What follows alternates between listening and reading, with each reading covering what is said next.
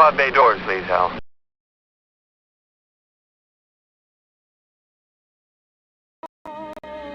I miss you. I speak your name in my every prayer. If there is some other way to prove that I love you,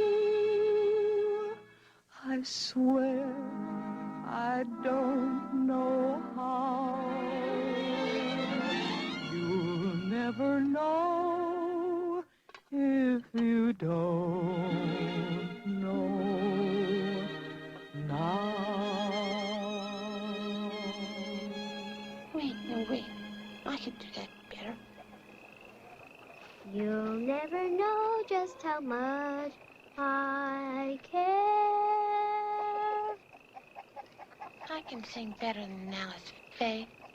I swear to Christ I can. Allie! Allie! Alice Graham, you get in this house before I beat the living daylights out of you. Do you hear me?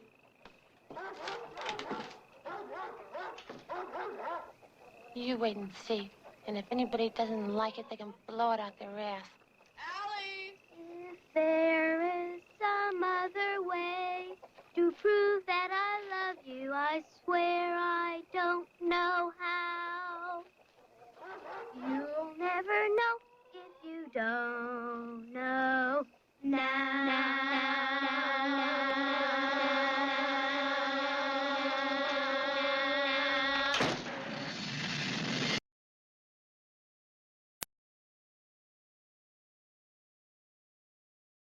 The pod bay doors are open. Welcome once again. I'm your host, Jerry Dean Roberts of ArmchairCinema.com and also ArmchairOscars.com.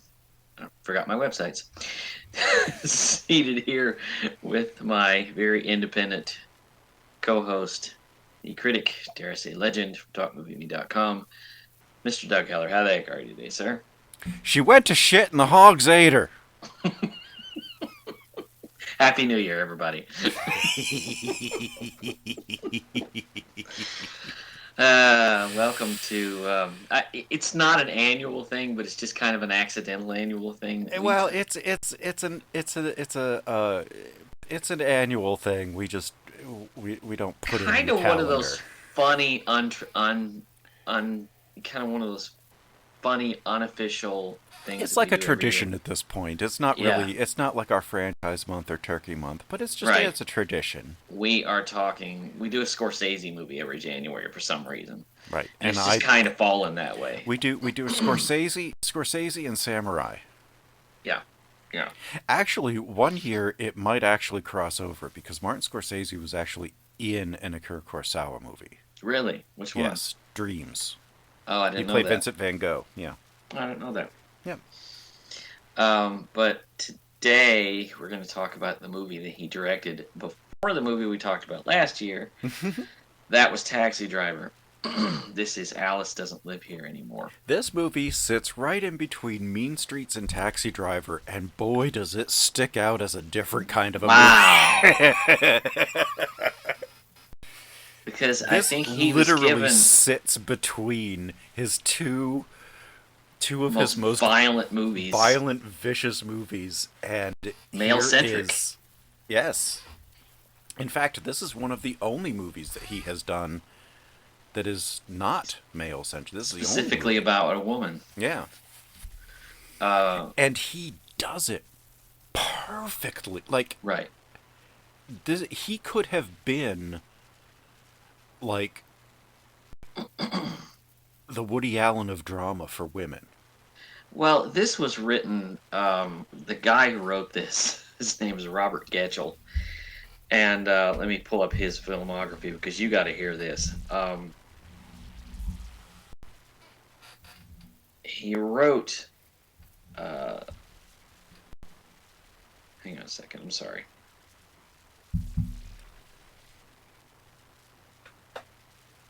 The guy who wrote this wrote some really great movies. He wrote the movie Bound for Glory. Did you ever see that one? I do. I actually found that at the Dollarish Tree on DVD and bought it. Yeah. He did. He also did this really good movie that I like called This Boy's Life. Did you ever see that? No, but I've heard of it. That's It's DiCaprio and right. De Niro, right? It's about the most 70s auteurist film you'll ever find in the 90s. And he wrote stuff. He wrote Mommy Dearest. Mommy Dearest, which that wasn't his fault. Oh, well. He wrote a good script, and they just kind of shit on it. Yeah. So he did that Bridget Fonda thing from the 90s, Point of No Return. yeah, and unfortunately, also that Patsy Cline movie, Sweet Dreams. Remember that? Yeah. So it's been hot and cold. Ooh, but, and The Client. and the Client. Client wasn't bad. But this was now Ellen Burstyn. Let's talk about where she was at this point. Okay, 71 is The Last Picture Show. Mm-hmm. 72 is The King of Marvin Gardens. Mm-hmm. 73. Also a great movie. 73 is The Exorcist. 74 is this. Mm-hmm. And Harry and Tonto. That's a hell of a run. Yeah. So she had the clout to pick the director that she wanted for this. And the problem was that all the scripts she was being given were male-centric with a woman in it. Mm-hmm. And she didn't want that. So she picked this script, and she called Francis Ford Coppola. Coppola recommended Scorsese. And when they met for this film, she said, "What do you know about women?" And Scorsese said, "Nothing." And he said, "But I'm willing to learn." Yeah. And she said, "This is a wise man." Yeah. Yeah. So, and it proves that he can direct movies about women. The problem is, this is not an area that he really went back to. No, and it's regretful. It is. It's regrettable that he never really. He has women. He has strong women in the films. In his films, but he didn't really go back to this. Right. Like he could have. There are films in his oeuvre that he could have actually done from women's perspectives. Right. Right. Can you imagine Raging Bull from Kathy Moriarty's point of view? Can you imagine Goodfellas from Lorraine Bracco's point of view? Casino. Yeah. Well, that was Sharon Stone. Still, I like Casino. It's messy. It is. But what else could he? Oh man. Oh, After Hours. Mm-hmm. Whew.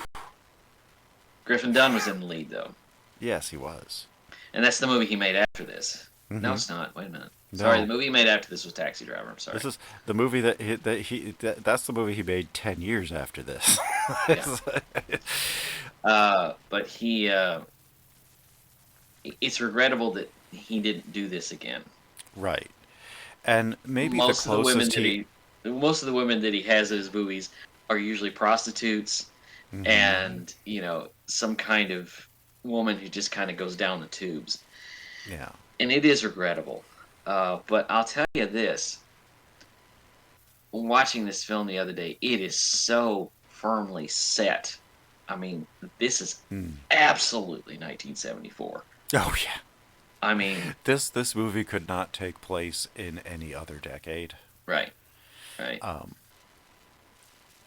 And it has to be right at that early precipice before the big woman's movement. It's the right movie at the right time. Exactly. This was one of those that helped usher in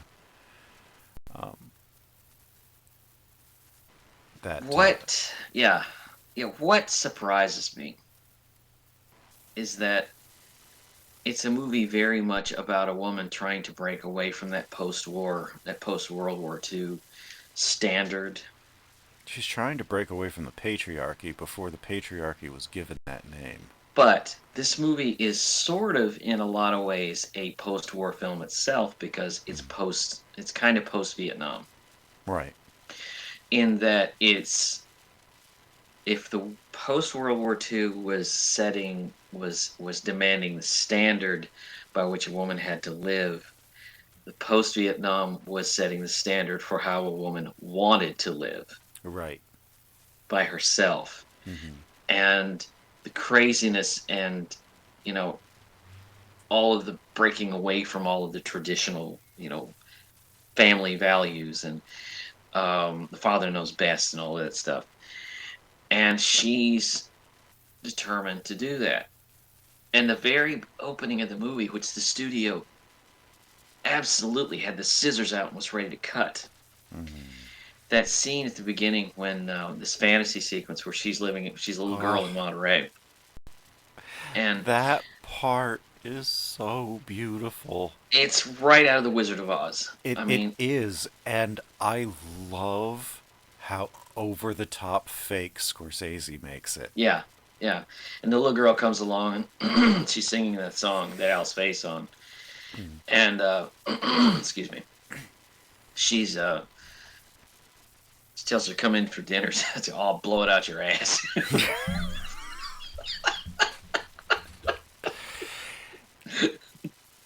I'll be a singer, I swear to Christ I will.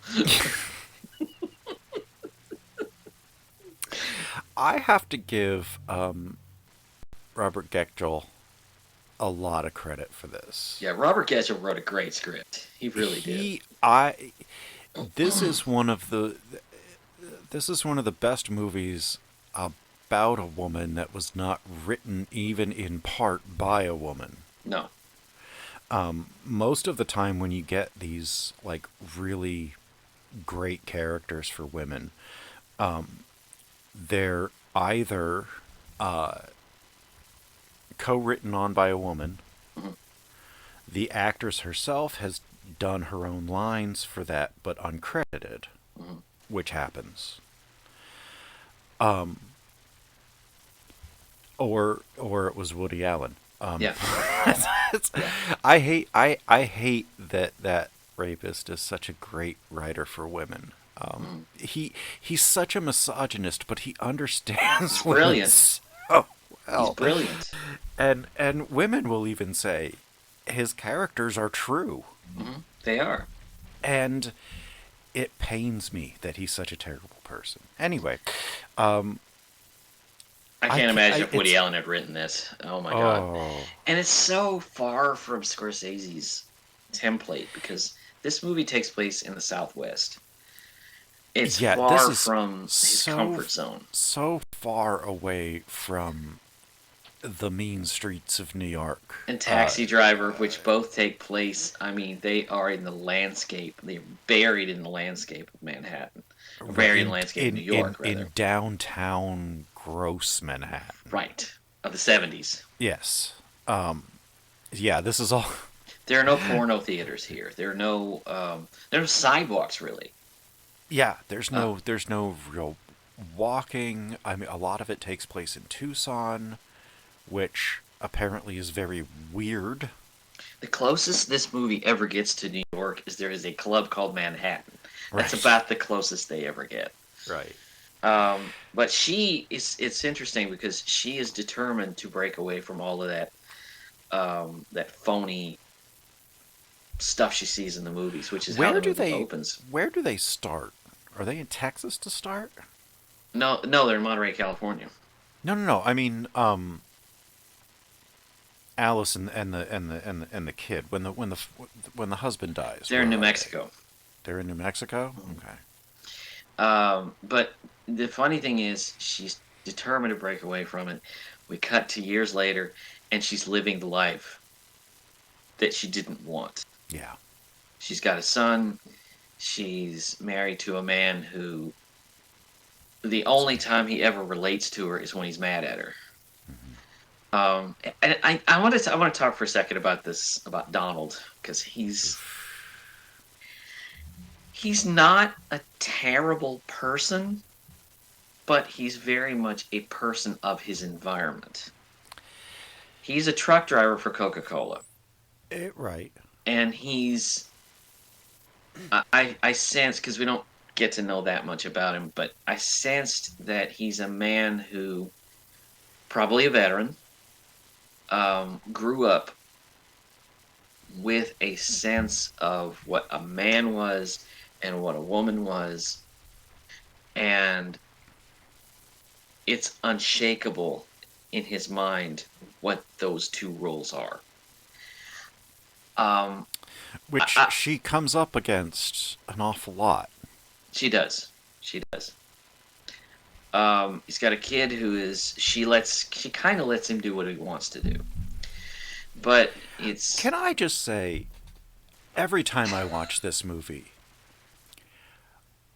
the reason I love this movie is the relationship between Alice and Tommy. Yeah.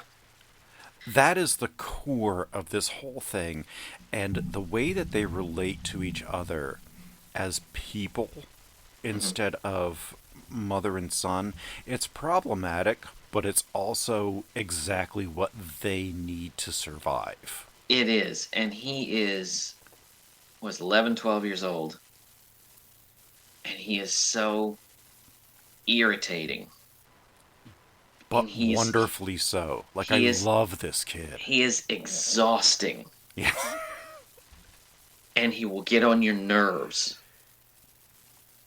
But what bothers me most is I was this kid. I was just about to say I was this child. Feeling a little singled out, feeling a little separated, and when you do that, you lash out and you do things that get on your parents' nerves. Right. And being forced to be an adult most of the time. Yeah. Because that's your company. Mm-hmm. That was me. I mean, if my mom and I had gone on a road trip, I think this is what it would have ended up being. Yeah. Except I wouldn't have been allowed to have been so foul-mouthed, although I was. Yeah. My mother didn't really deal with that, but yeah, just this practical jokes and all of that stuff. This bond that they have, yeah. And it took me until this time watching it to really kind of solidify that Donald was Tommy's father. Mm. Because it didn't feel, it felt like she married Donald after she had Tommy from someone else, and like it's just been those two. He felt like he's just in the house, but he's not really part of it. It's always, it felt like it had been Alice and Tommy, and Alice found Donald, and she's like, well, the baby needs a man to grow up with, and so she married Donald. But Donald was his father. Yeah. But there's no, between the two of them, after Alice bursts out into crying because she's told he's dead, after that, neither one of them gives two shits about the man. Yeah. And Tommy even brings it up. He's like, were you upset that he died? And she's like, yeah, of course I was. Like, well, here's the thing: is that the Donald is played by an actor named Billy Greenbush, who is one of those actors that I've seen. It's one of those actors you can't identify him with any real role, but you've seen him all the time. Right. And what's funny is throughout his entire career, this is the role he played. Yeah. I mean, this is it. Yeah. Hillbilly oil rig worker in 5 Easy Angry. Pieces. Yeah. Yep. He was on an episode of MASH where he played basically this character. But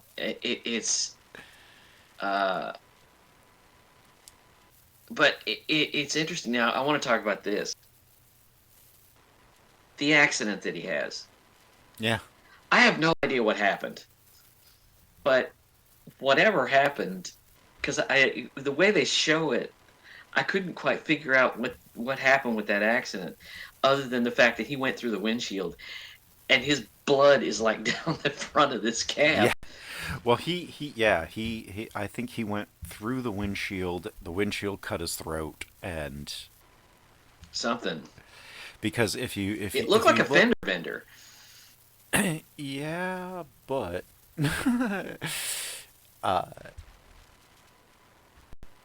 I'm trying to see if there's pictures of it so that I can actually like look at it again. But if I remember it right, I think he just went through, but he stopped at a point, and when he came down, the sheared glass went through his throat, and then it bled out down the. It's a pretty nasty accident. Yeah, it is. But in the script, I know that it was originally she got divorced. But Scorsese said, I don't want divorced, because if you do divorced, then that means the journey has already begun. Right, and he could always come back. Yeah, but this propels her to do. And she does basically what every human being has always dreamed of doing. Yeah. Cutting the ropes and just setting sail and just doing whatever, and going somewhere else and starting new. Her trajectory is Monterey. Why in the hell she wants to go back to Monterey, I do not know. Because she was happy there. Yeah. She remembers it positively. Probably because she was just a kid. And she left when she was young. She got married young and left. So her idea of home and family and security and safety is Monterey, California. Right. Because that's the last time she really felt that. She has the best line in the entire movie, which is what I was really hoping you were going to open the show with, is they're leaving New Mexico and they pass the sign and she tells Tommy, don't turn around, you're turned into a pillar of shit. Yeah. That's my favorite line in the whole movie.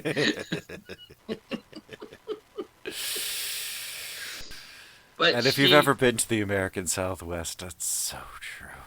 Now, where does she meet Harvey Keitel? Because she ends up in Tucson and gets the job. But it's because she ran away from Harvey Keitel. But where was that? That was...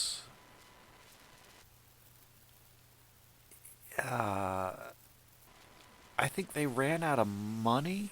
And they had to just stop somewhere. Yeah. It wasn't like a big town. It was somewhere in between wherever they were in New Mexico and Tucson, Arizona. Yeah. And she hooks up with Harvey Keitel, and Harvey Keitel winds up being the same person Donald was. He's one of these wannabe cowboys. Right, and he's married with children. They're in Phoenix. Yeah. And, which, if you've ever been to Phoenix... You get it. I apologize to any listeners that are in Arizona, but I have been there 5 times, and I have never enjoyed it. You never found a reason to stay. No. And I hated it. He is everything she is trying to get away from. Absolutely. And, it explodes in this burst of horrifying violence. The guy, his wife comes to see Alice, and she's like, yeah, I know about you. But she doesn't know about her. But... yeah, and she's like, I had no idea he was married. Yeah. And she's like, it's fine, it's just he's missing work and we need the money. Yeah. Because our kid is sick and all of this, and then all of a sudden... it's like, oh my, like all of it... She's tumbling out of the closet. And then he shows up. Yeah. It's like, are you in there? And... he starts beating her and sending her away, and then she's threatening to hit her, and just all over the place. And you know what I love about this movie? One thing I love about her performance is she withers. She withers in this. If this movie were made today, she'd set her jaw firm, and she probably would hit him or something. But no, she withers. Because she's not. This is how she's always had to deal with men. Right, and she's still She's still green. she's still she's still becoming. She's never been independent. She's new to this. Right, so she doesn't and the last relationship she was in was the same. Yeah. And she survived by curling into a ball, taking it, waiting for it to be over, and then By withering. Yeah. right. So but this is the last time she withers. Yeah. They run. And they end up in Tucson. And that's when she gets a job at Mel and Ruby's Diner.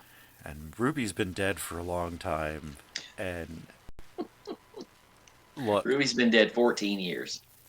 And I love that what's his name? Vic Tayback. Mm-hmm. He came back for the show. Right. Because he is perfect in this role. Mm-hmm. Like I can't imagine him as any other person. Like Right. I saw him in the movie the first time and I was like, wait a minute, is that the same guy from the show? Is that Mel? And it was. I didn't realize it. And Diane Ladd. Oh my God. Why didn't she win an Oscar for this? Because Ingrid Bergman was nominated for something. And they gave her the Oscar for... the Murder on the Orient Express. Which even she said she didn't deserve. Right. Because it wasn't really much of a part. Right. She acknowledged that she got the award for being herself. Yeah. Like... It wasn't much of a role. There wasn't anything to it. No. But I tell you, Diane Ladd comes into this movie. Oh, she is a breath of something. She will tell you to kiss her ass, and it is so wonderful because she is the opposite of Alice. Right. She's everything Alice needs to be who she needs to be. Right. And I like the fact know it. I like the fact that she defends Alice. It's like, this is our girl, this is Alice Hyatt, this is our new girl. She's, y'all be nice to her. And she tells her, I don't need you to do that. Right. Because this is part of the reinvention is I don't need anybody to protect me. Right. But at the same time, the way that she protects her is so, to Alice's mind, vulgar. Yeah. That she wants nothing to do with Flo. Right. Because she's like, look, we see she has some nice tits, but if you gotta go grabbing something, grab me. Don't grab her and all this kind of stuff. And her intentions are noble. Yeah. But Alice doesn't understand. Alice doesn't know this way. Right. And she doesn't want to be in an environment in which she is seen that way. And somehow she doesn't understand or like Crass, despite the fact that Flo is basically her child grown up as a woman. And Flo is vulgar. And Yes. she is... I love her. I do too. But she is a vulgar woman. And Because she doesn't put up with anything. Right. Well, look at the environment she has to work in. Right. She has to work in an environment that is mostly, with the clientele, is mostly truck drivers. Most of these guys are very toxic, and they're probably hitting on her. This is harassment central. Well, I mean, and they're probably hitting on her every day, and she's more than that, probably. But she's not. You can tell she's probably DTF on occasion. Oh yeah, she enjoys the attention. Yeah. And I think that's why she goes into that whole thing, because she thrives in that environment. Yeah. She is a kind of... Well, she knows how to work in it. Right. She understands it. She even enjoys it. Yeah. Because she genuinely likes people. Mm-hmm. You can tell, and she likes relating to people on a real level. Yeah. And I don't think there's a person in the world that could have played this role with as much overt subtlety as Diane Ladd did. If overt subtlety is something that you can do, Diane Ladd could do it. And all due respect to Polly Holiday, even Polly Holiday, I don't think could play it this way. No. But it's so interesting because she stands up for her and she says, "I don't need you to protect me." In a lesser movie, Flo would have just said, "Hey, fuck you," and never spoken to her again. Yeah. But they become friends. And she gives her this advice, about presenting herself. Unbutton the top button, you'll get more tips. And then she said, "Oh, never mind. If Never you mind, do you that, get more I'll tips never than get I-" a tip again." The scene where they're just out Oh God, this restroom. sunbathing.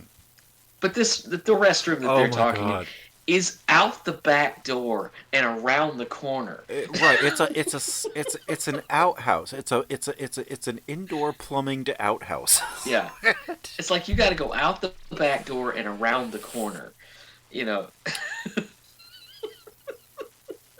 Wow. Yeah, it's And I love when they're out there talking, and the diner is going crazy because they've left it with Vera. God. Poor Vera. Oh my goodness. Her character. She does what I would have done. She just so shoves funny. a chair under the door and just Right, she turns it closed. She puts a chair under the door. She's falling apart. It is so fun. That might actually be Scorsese's funniest scene as a director. Yeah, it might be. Yeah. Because the way that Because he says, "You don't understand what's going." Because Mel goes out there and says, "You don't know what's going on out there. I'm going crazy." the way Valerie Curtin just plays that. It's silent. She says nothing. Right. And damn if she's just... And her only Oscar nomination is for co-writing in Justice for All. Yeah. Which sucks. It does. No, the movie sucks. I know. Yeah, no. It's the whole... I'm out of order. No, you're out of order. This whole courtroom's out of order. This whole movie's out of order. Yeah, it is. But she meets this guy, played by Kris Kristofferson, who, can I say dreamy? Who wouldn't fall in love with this guy? I mean, I know, right? He's the silent, smiling, charming cowboy, and he's just the strong, silent type. Well, look, Kris Kristofferson is such a real person that it's hard for him to be something more than that in a movie. And he's so opposite of Scorsese. Yeah.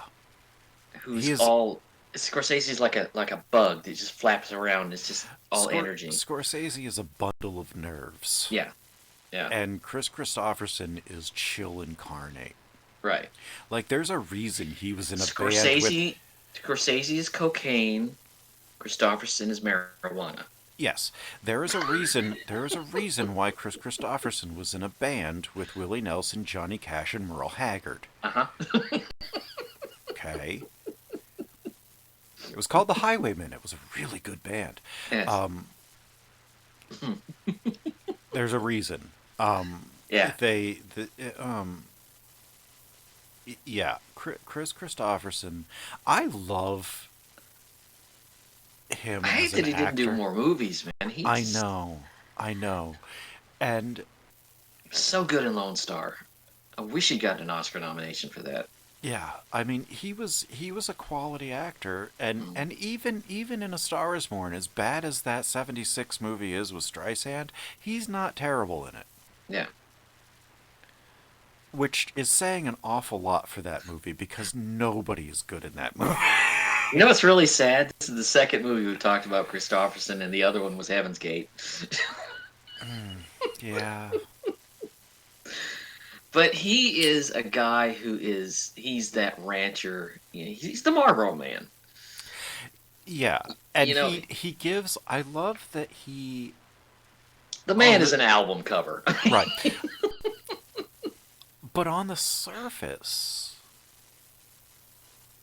and the person he really wants to be Yeah.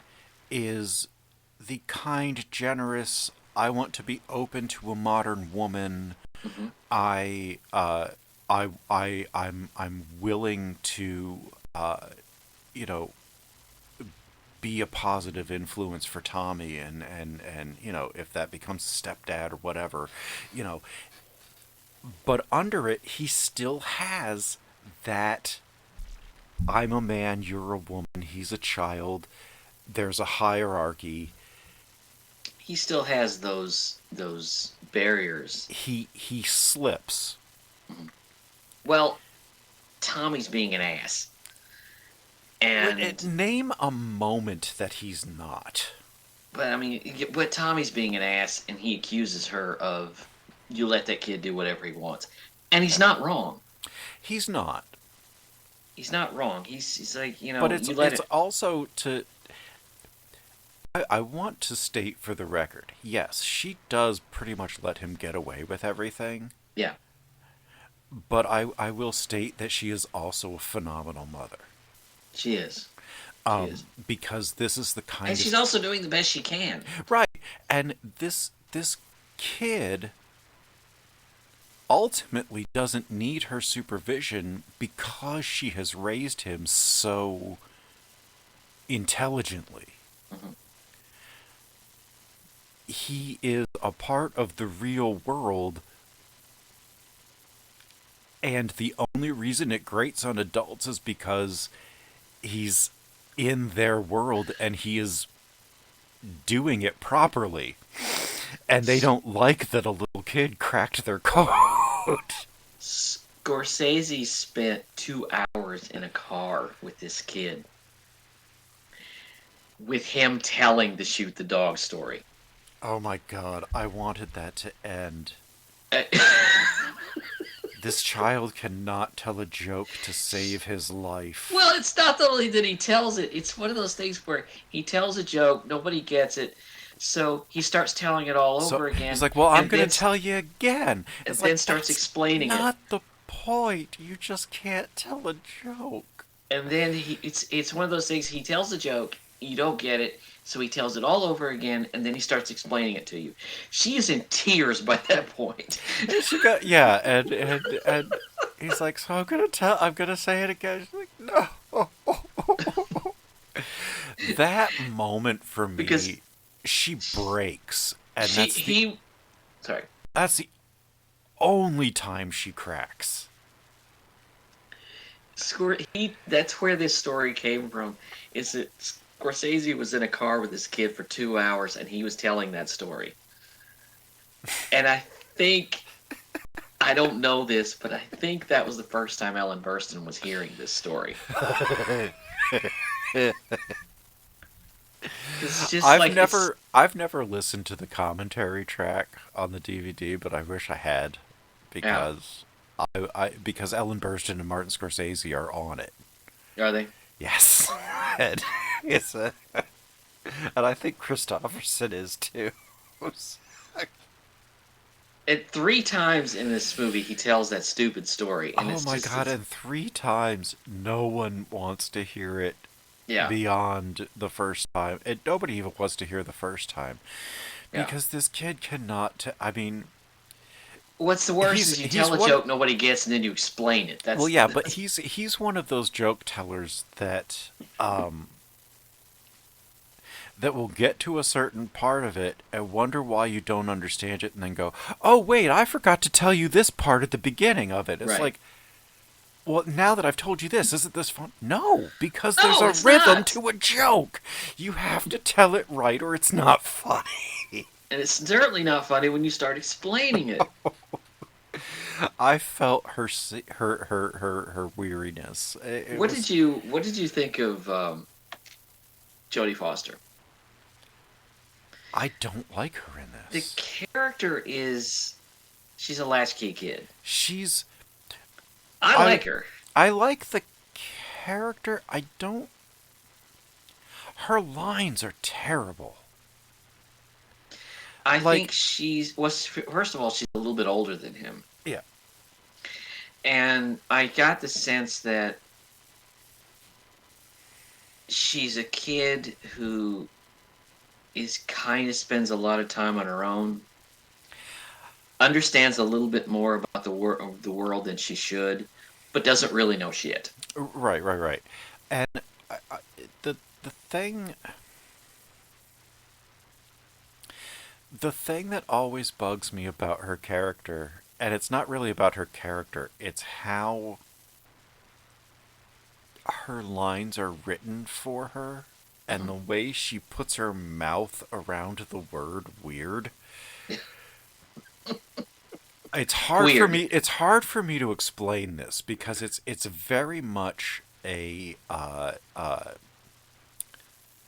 it's an actor thing that I have a problem with.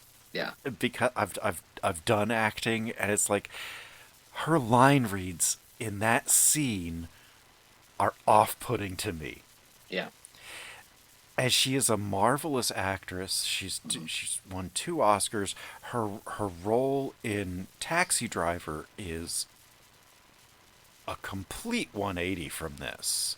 Well, I'll tell you this. In this, you can still feel where she's working on the Disney films. Yeah, and she's... That's where her line reading seems She's visibly restraining her talent. Mm-hmm. And I think that's what kind of stops me from really... I like her interaction with Tommy. She and Tommy together are really good. Yeah. She and Alfred Lutter III are a really good screen duo. Yeah. And when they're together doing things, it's fine. But when that scene when they're just on the couch and she's saying how everything is weird... I'm like, do you really understand what the word weird means, or are you just saying it? Like, it felt like she has just really discovered this word. Right, exactly. She's my problem with it is more, I think I would just be annoyed by the child, which is actually more of a credit to Jodie Foster's acting that I'm giving it credit for. Like, I think the way that I process it is just like, I just don't want to hear her say that word again. But on the other hand, that's like being with a kid of that age. Yeah, it's just like Tommy with the joke. It's like they've discovered something and they're hooked on it and they want to keep telling you about it. Right. It's like, well, why is it weird? Don't tell me that it's weird. Tell me why it's weird. It's like, it's weird, and Tucson is the weird capital of the world. Well, why? Yeah. What's weird about it? Tell me why it's weird and not that it's weird, you know? Let's move to the ending because man. The original script, the studio wanted her and David to get married. Yeah. And no, that would have been a complete undermining of the entire story. Ellen Burstyn said, "Okay, you're cutting the legs out from under everything the journey she's been on. It's not going to work." And the way that they end it, because they have broken it off because of the way that. By the way,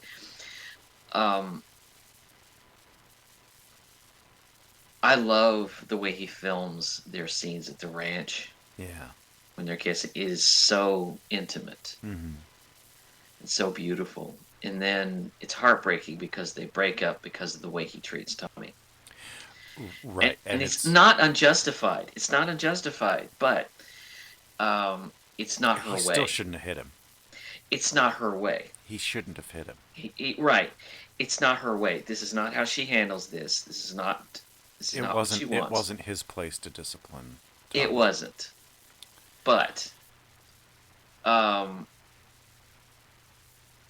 he comes back and he tries to apologize.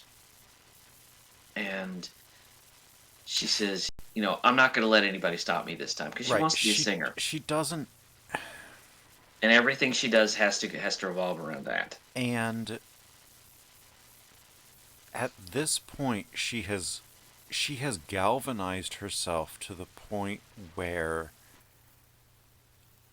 an intense interaction with a man does not make her shrink. No, it doesn't. It doesn't. This is like when I said in the face of Ben, the Harvey Keitel character, that was the last time she shrunk. She doesn't She back off. stands up to David and is in his And she goes to that face. early in the movie. Early in the movie, she goes in that club, and she's going to get a job as a singer. And the guy says, "Turn around." He says, "Why?" He says, "I wanted to get a look at you." And he says, "She says, well, I don't sing out of my ass." And she walks out. What does that have to do with anything? You know, and from that point on, it's like, no, I'm not going to let any man control me. Yeah.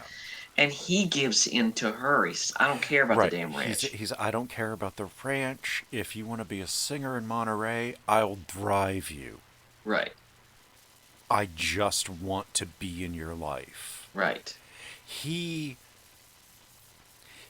lets his toxic masculinity go. Even though it's not so firmly locked in that he's not going to really let go of it. Right. He's the 70s man. It's the Marlboro Man. He's the 70s man. He's tough on the outside, but sensitive on the inside. Tough, but Right. Very He's 70s the man.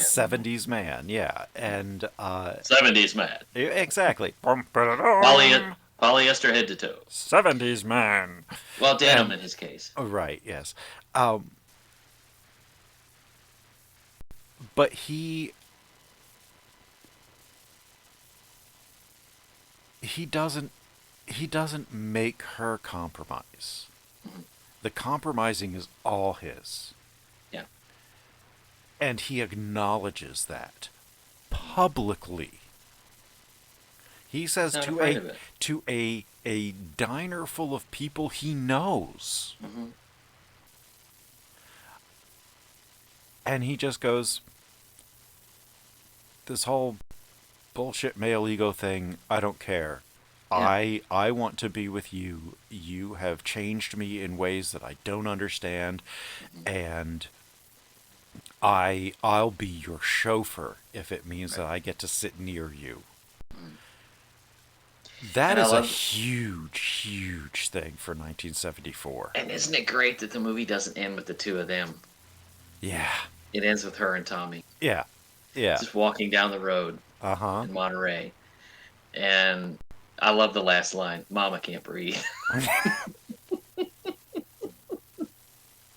I love that's the and it has this beautiful life goes on ending. Yeah. This picture is criminally underrated, criminally underseen, Forgotten, really. criminally underdiscussed in terms of Martin Scorsese's film. They all talk about Goodfellas. They all talk about Raging Bull. They talk about Last Temptation. They don't talk about this. And weirdly, they've stopped talking about Taxi Driver and Mean Streets, which I still don't understand. Well, more Mean Streets than Taxi Driver. Right. Taxi Driver's kind of had a resurgence in the last few years. Mean Streets seems to have gotten forgotten. I don't know why. Yeah, and I don't understand why. And it turns 50 this year. Yeah. Which But makes this- me regret picking it last year. This even more so. Yeah. This even more This so. even more so has fallen off the radar because it is not a typical... It's so of its time. It's so of its time, and it's so not in the same vein that you think of Scorsese. Can I tell you, I love this quote. There's an online critic named Matt Baum who has this wonderful quote about this movie. He said, "The movie has the energy of Taxi Driver. The TV show is more like Taxi." I love that. Yeah. Yeah, the show... The TV show is so far from this. I mean... It's so far from it, but I grew up on the show. I did too. I adored that show. Mm-hmm. no idea that it came from a movie.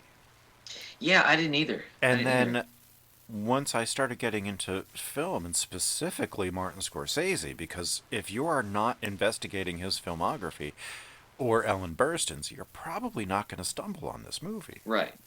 Which is sad because it is a great film. And I was shocked that the opening of the TV show includes actual footage from this movie. It does. Yeah. That first scene of the car, that's from this movie. Mm-hmm. The TV show was cute. It was a nice workplace comedy. It was fun. It was, again, of its time. It was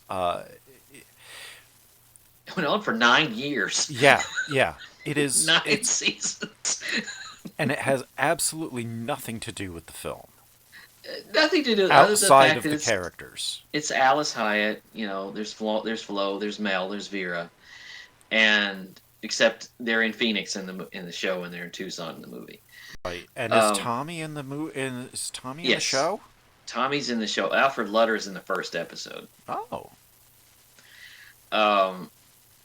He grew a lot in 2 years. Yeah. But he after the first episode, he's not in it. But it was one of those shows that I watched.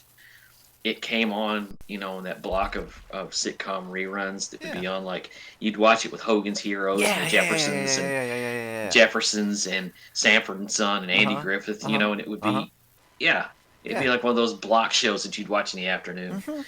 And it was on all the time. All the time. When I was a kid, all the time. Because it was generally inoffensive. Basically, the worst thing that they said was "kiss my grits." Yeah, it was generally, and flow was a little bit loose, and that was it. But you didn't have to cut anything. It wasn't all in the family. Yeah. Because, you could show it any time. Yeah.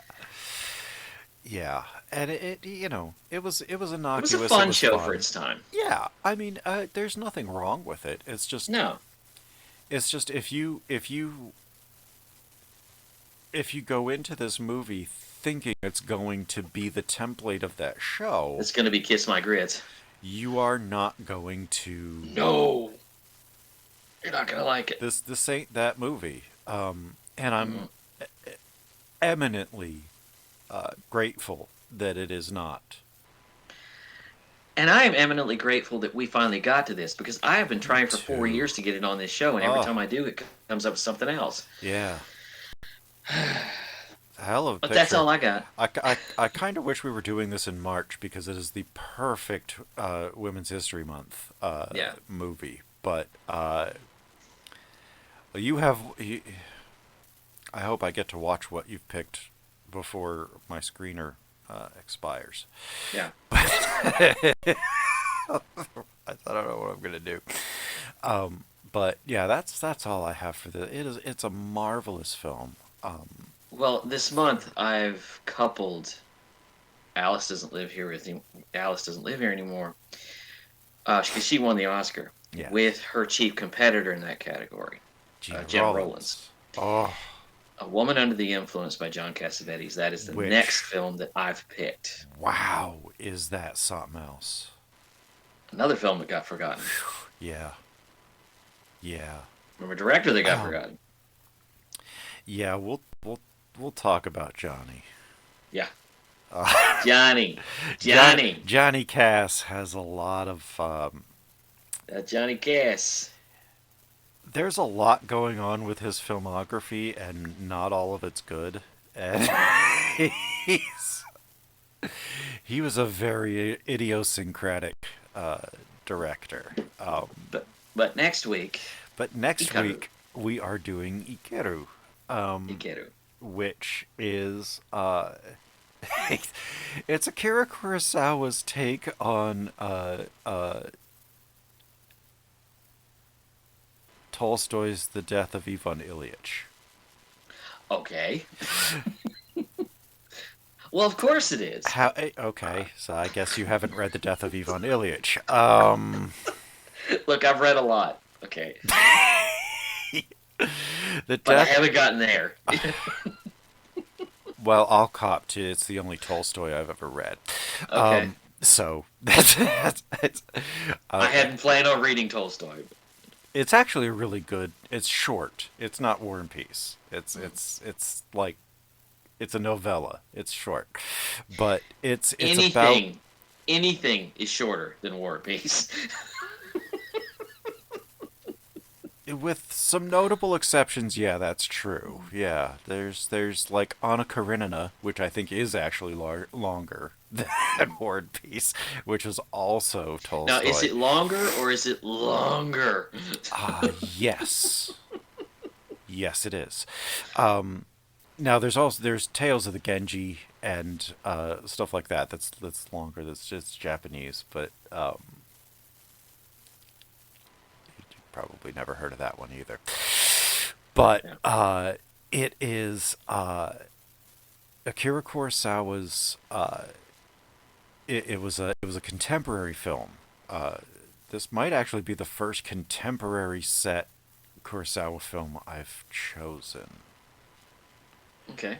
Because I think you're introducing me to Kurosawa, by the way. Yeah. And I'm enjoying it yeah. thoroughly. This is Ikiru is the film that he did after Rashomon and before Seventh Samurai. Oh, really? It's in 52. Okay. So it is seated right in between these. And it's about a low-level government bureaucrat who he's basically just lived his life. He just goes to work and he goes home. You know what I mean? By the numbers. Right. He hasn't lived his life. He gets diagnosed with stomach cancer and decides to live the life that he never lived. Yeah. And then the back half of the movie is actually people eulogizing him. And it's a beautiful story. Translated, it means to live. And it's not one of the Kurosawa films that gets brought up. You know, it's not Rashomon, it's not The Seven Samurai, it's not Yojimbo. You know, the name comes up. The name comes up, but you don't really hear that much about it. It kind of languishes next to like Stray Dog and Drunken Angel. They're his contemporary films, but they're overlooked because they're not flashy samurai movies. Right. But it is an intense drama, starring, and I can never remember his name, the primary samurai in Seven Samurai. Yeah. Not Mifune. No, not Mifune.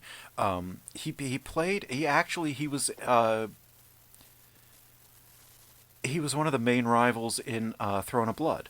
He was the guy that kind of led the revolt against Washizu. Sir, the people were revolting. The people have always been revolting. Well, they've always been revolting. That's not news. No, what is the line? The peasants have always been revolting. Now they're rebelling. That's what it is. That's actually from a movie. Takashi Shimura plays Kenji Watanabe. And damn if it's not a brilliant picture. It's just a phenomenal. I'm really looking forward to you seeing it. Because I've only seen it once or twice. And I'm looking forward to revisiting it. Beautiful, beautiful story. Yeah. So. And then we're gonna talk about Cassavetes, Woman Under the Influence, which is about a woman with clearly has severe bipolar syndrome. But nobody recognizes it. Undiagnosed and untreated, and because they want her to be in a specific. You know, it's one of those things where you have a legitimate medical issue, and everybody around you saying, "Well, just lighten up, just cheer up, just go do what you normally." Right. why and she's got a house full of kids. And she's married to Peter Falk. Oh, you're depressed? Well, just smile. Just smile. Smile a little bit. Just think happy thoughts. Like, yeah, you don't understand what this is. You don't understand. This is chemical. This is not. Right. This is anyway. And Jenna Rollins. Her best performance ever. Yeah. And she's given some doozies. She has. Mrs. John Cassavetes? Yes. Was she? Okay. Yes. And mother to what's his name? The other Cassavetes that's a director. Nick. Yeah. Feel bad for him. Mm. He should have been a lot better.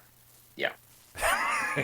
he now he's been relegated to rom-coms. Yeah. Which is sad. He's become a studio director for hire, which is exactly what his father fought so hard to He's become stop. Bryant Levant. Yeah. He has Michael become Levick. He has become everything his father fought against. Right. And it makes me so sad. Yeah. And then that's all I got. Are we disclosing February yet? Not yet. We'll deal with February next week. February's going to be fun. Yeah. Sort of. in its way. But yeah, you can find all of our back episodes at the podbaydorspodcast.wordpress.com. You can listen to us on iTunes and YouTube. Hit the like, subscribe, and notifications buttons there. We would greatly appreciate that. You can find us on Twitter, as long as that code holds up, at pod_bay. Copy and paste that over on Patreon, and you can find us there where we have some donor exclusives that we would desperately love you to check out. If you can. We thank you so very much for joining us, and the Podbait doors are now closed. The mission has been completed.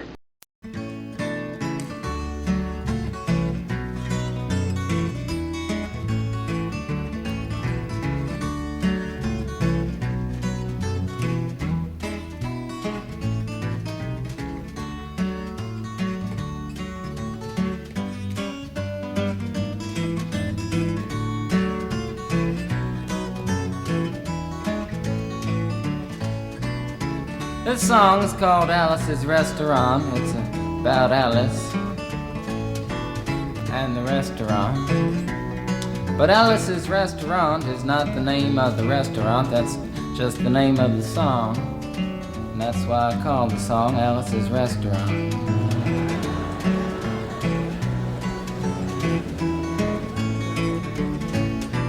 You can get anything you want at Alice's Restaurant. You can get anything you want at Alice's Restaurant. Walk right in, it's around the back, just a half a mile from the railroad track. And you can get anything you want at Alice's Restaurant.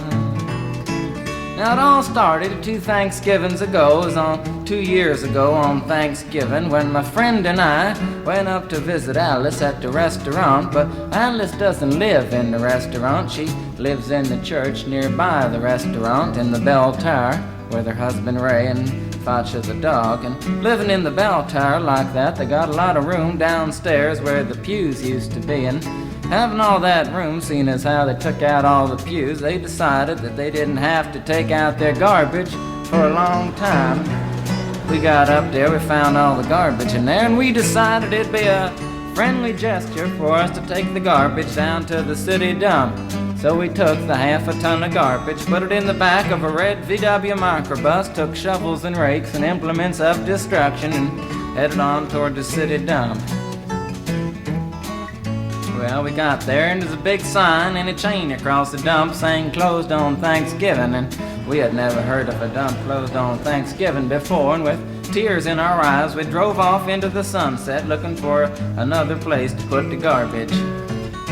We didn't find one till we came to a side road, and off the side of the side road was another 15-foot cliff, and at the bottom of the cliff was another pile of garbage, and we decided that one big pile's better than two little piles, and rather than bring that one up, we decided to throw ours down. That's what we did. Drove back to the church, had a Thanksgiving dinner that couldn't be beat, went to sleep and didn't get up until the next morning when we got a phone call from Officer Obie.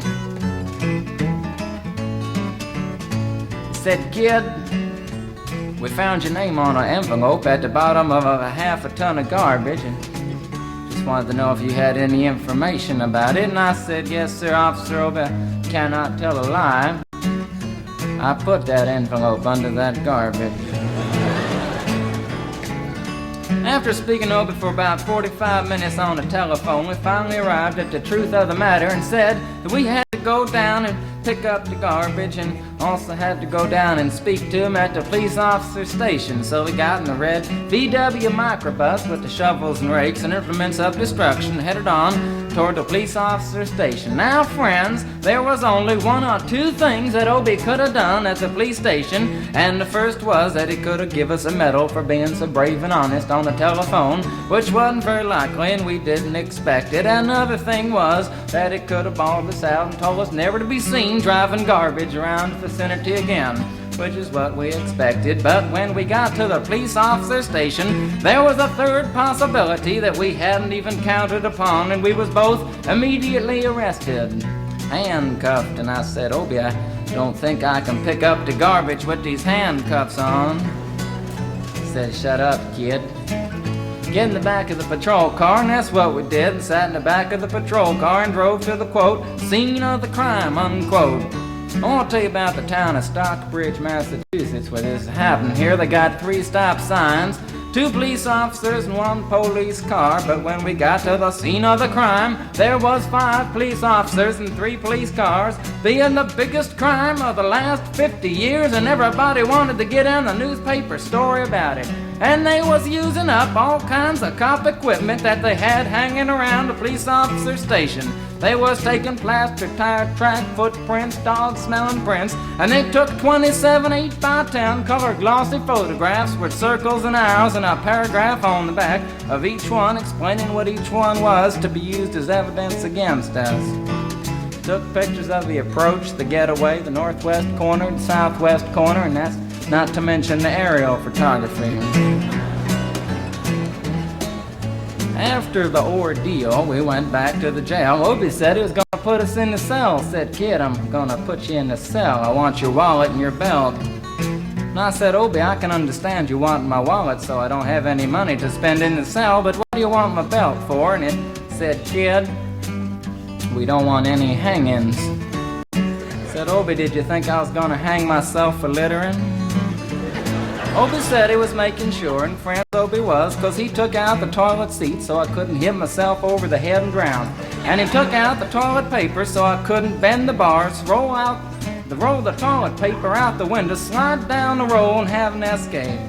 Obie was making sure, and it was about 4 or 5 hours later that Alice, remember Alice? It's a song about Alice. Alice came by and with a few nasty words to Obie on the side, bailed us out of jail. We went back to the church, had another Thanksgiving dinner that couldn't be beat, and didn't get up until the next morning when we all had to go to court. We walked in, sat down. Obie came in with the 27 8x10 colored glossy pictures with the circles and arrows and a paragraph on the back each one. Sat down. Man came in, said, "All rise." We all stood up, and Obie stood up with the 27 8x10 colored glossy pictures, and the judge walked in, sat down with the seeing-eyed dog, and he sat down. We sat down. Obie looked at the seeing-eyed dog. And then the 27 8x10 colored glossy pictures with the circles and arrows and a paragraph on the back of each one, and looked at the seeing-eyed dog. And then the 27 8x10 colored glossy pictures with the circles and arrows and a paragraph on the back of each one, and began to cry, because Obie came to the realization that it was a typical case of American blind justice and there wasn't nothing he could do about it. And the judge wasn't going to look at the 27 8x10 colored glossy pictures with the circles and arrows and a paragraph on the back of each one explaining what each one was to be used as evidence against us. And we was fined $50 and had to pick up the garbage in the snow, but That's not what I came to tell you about. Came to talk about the draft. We got a building down New York City. It's called Whitehall Street, where you walk in and you get injected, inspected, detected, infected, neglected, and selected. I went down to get my physical examination one day, and I walked in, I sat down, got good and drunk the night before, so I looked and felt my best when I went in that morning. Cause I wanted to look like the all-American kid from New York City. Man, I wanted to feel like I wanted to be the all-American kid from New York. And I walked in, sat down, I was hung down, brung down, hung up, and all kinds of mean, nasty, ugly things. And I walked in, I sat down, they gave me a piece of paper, said, kid, see the psychiatrist, room 604. And I went up there, I said, shrink, I want to kill. And I want to kill. I want to see blood and gore and guts and veins in my teeth. Eat dead, burnt bodies. I mean, kill. And I started jumping up and down, yelling, kill. And it started jumping up and down with me, and we was both jumping up and down, yelling, kill. And the sergeant came over, pinned a medal on me, set me down the hall, said, you're our boy. And didn't feel too good about it.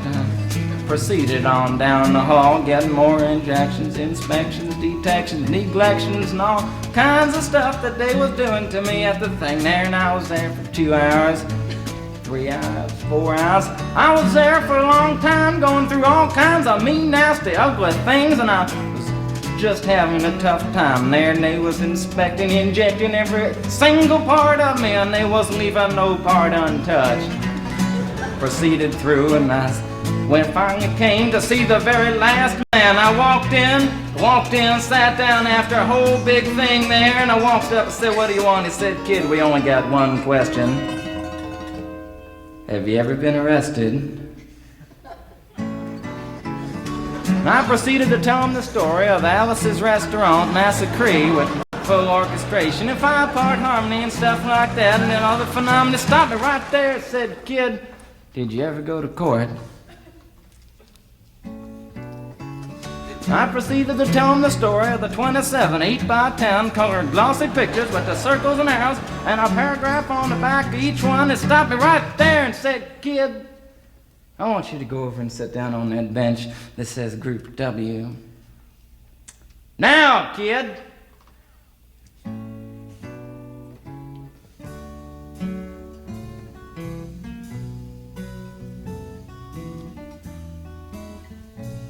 And I walked over to the bench there, and there's Group W is where they put you if you may not be moral enough to join the army after committing your special crime. And there was all kinds of mean, nasty, ugly-looking people on the bench there. There's mother rapers, father stabbers, father rapers sitting right there on the bench next to me, and it was mean and nasty and ugly and horrible and crime-fighting guys that's sitting there on the bench. And the meanest, ugliest, nastiest one, the meanest father raper of them all, was coming over to me, and he was mean and ugly and nasty and horrible and all kinds of things. And he sat down next to me and said, kid,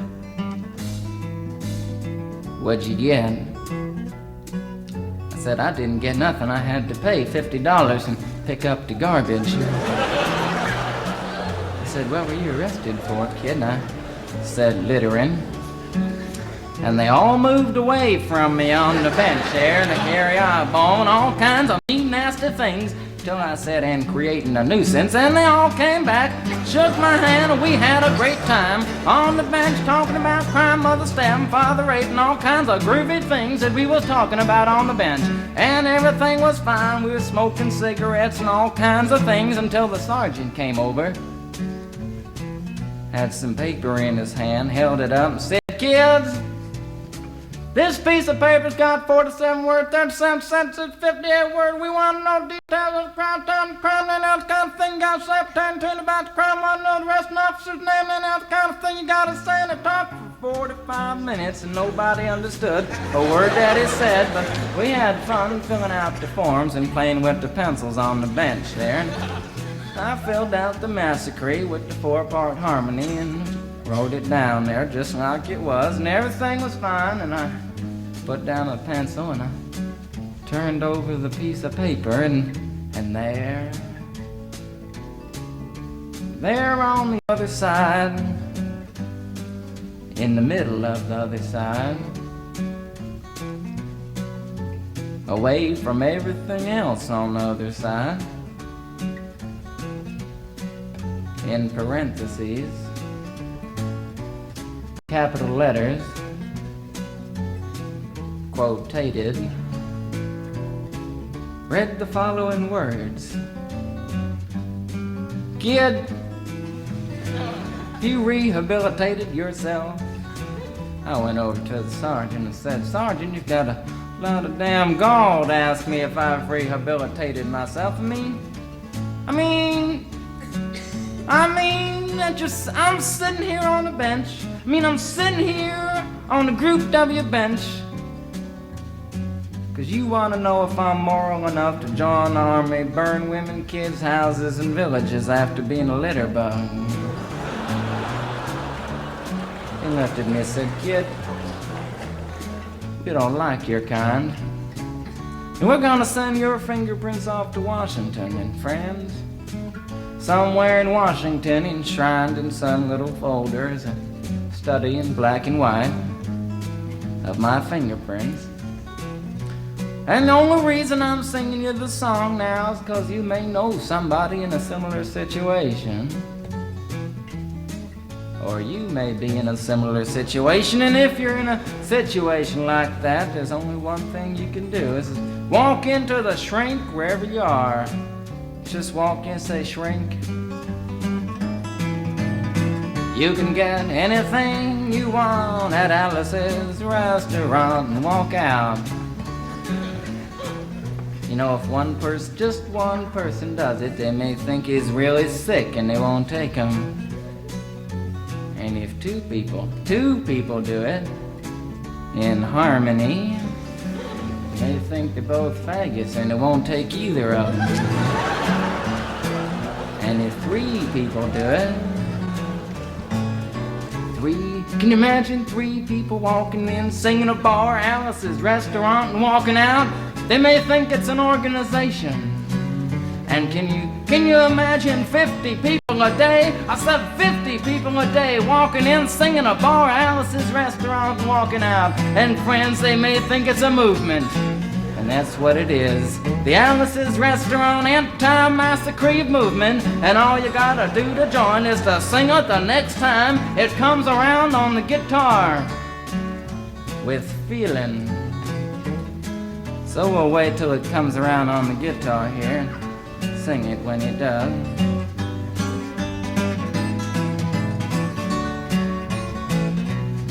Here it comes. You can get anything you want at Alice's restaurant. You can get anything you want at Alice's restaurant. Walk right in, it's around the back, just a half a mile from the railroad track. And you can get anything you want at Alice's restaurant. That was horrible. If you want to end war and stuff, you gotta sing loud. You could put a lot. I've been singing the song now for 25 minutes. I could sing it for another 25 minutes. I'm not proud or tired. So we'll wait till it comes around again, and this time with 4-part harmony and feeling. We're just waiting for it to come around is what we're doing.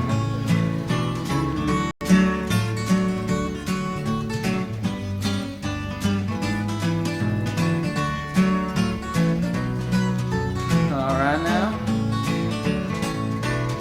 You can get anything you want at Alice's restaurant. Excepting Alice, you can get anything you want at Alice's restaurant. So walk right in, it's around the back, just a half a mile from the railroad track. And you can get anything you want at Alice's restaurant. Da da da da da da da. At Alice's